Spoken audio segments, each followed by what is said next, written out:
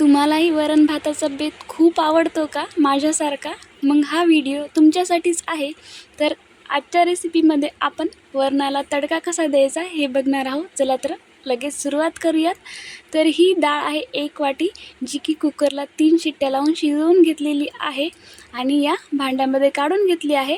आता यामध्ये आपल्याला टाकायचं आहे मीठ चवीनुसार. इथं मी पाऊण चमचा इतकं मीठ टाकणार आहे आणि याला विस्करच्या मदतीने फेटून घेणार आहे.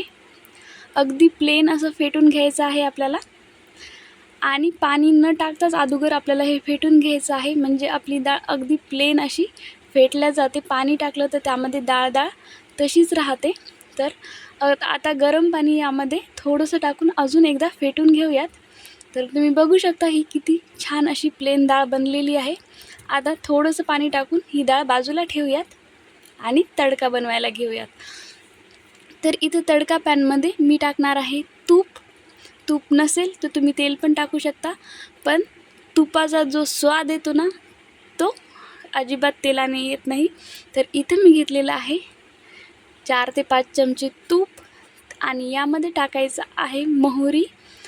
तूप गरम झाले की मोहरी आणि जिरं अर्धा चमचा टाकायचं आहे. छान फुललं की त्याच्यामध्ये 3-4 सुक्या लाल मिरच्या तोडून टाकायच्या आहेत. लाल मिरच्या छान परतल्या की त्यामध्ये टाकायचं आहे कढीपत्त्याची 10 ते 12 पानं आणि मस्तपैकी कढीपत्त्याचा वास सुटलेला आहे. आता गॅस बंद करायचा आहे आणि आता आपल्या वरणावर टाकायची आहे कोथिंबीर बारीक चिरलेली आणि हा तडका.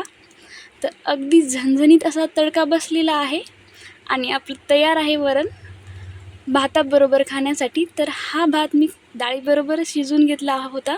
तर हा प्लेन भात आहे, यावर टाकायचं आहे आपलं तडक्याचं वरण आणि हा मस्त बेत वरण भाताचा खूप छान लागतो. एकदा नक्की करून पहा आणि तुम्हालाही माझ्यासारखं वरण भात खायला आवडत असेल तर कमेंट करायला विसरू नका आणि चॅनलला लाईक, शेअर, सबस्क्राईब करायला पण विसरू नका.